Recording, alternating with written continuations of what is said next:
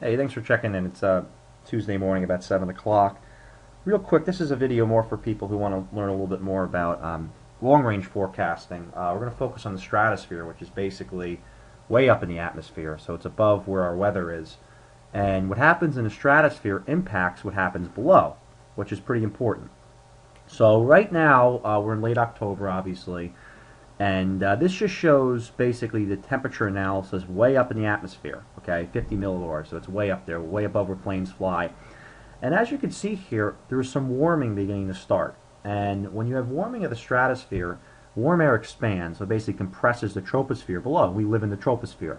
As that happens, when air gets compressed, molecules are closer together, they're denser, you result in cold air, which usually results in troughs. So a little rule of thumb, and again, this isn't a perfect science, but basically where the stratosphere is the warmest tends to form troughs in the jet stream, say 3 weeks later, and where it's warmer tends to form ridges. So this right here is at one level of the atmosphere, it's 50 millibars, and you can see we're seeing some warming going on.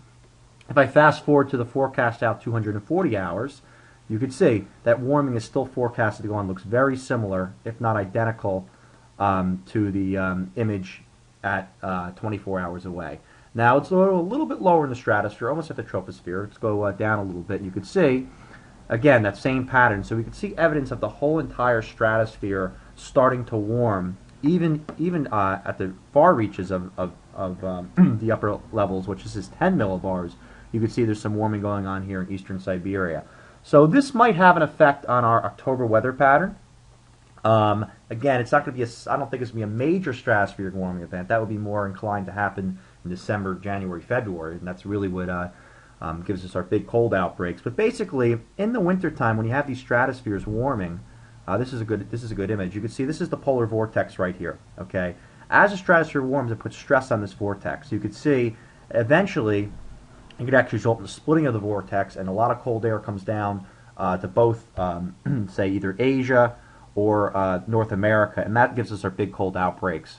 And again, what is the polar vortex? Well, quite simply, it's at 18,000 feet in the atmosphere. It's a big area of low pressure that's in a circular pattern. It's always existent. It's weaker in the summer. It's stronger in the winter because of the temperature contrasts.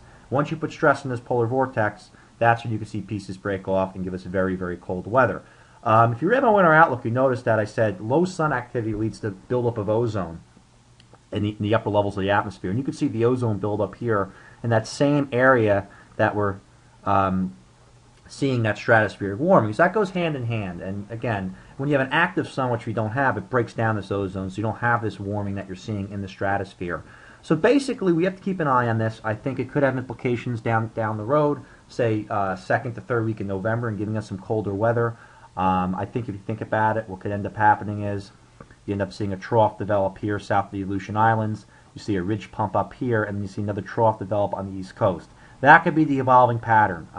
No model support yet at this time, but we still should start to see some higher pressures develop now over Greenland and the Arctic, which again would support this pattern as well. So it definitely bears watching. Real quick, the new Japanese model came out a few days ago, and you can see it's still predicting a cold winter across most of the United States. It has a little bit of a warm bias on the Northeast. Again, we're splitting hairs here. If you remember, my forecast has a warm from basically central Vermont up, and this is all cold. But it looks pretty good. I think this is a good support of my forecast here. And again, we're going to keep an eye on the stratosphere, and I'll have more updates to see if this does have an impact on bringing our first real cold weather of the winter season coming in November. All right? So stay tuned.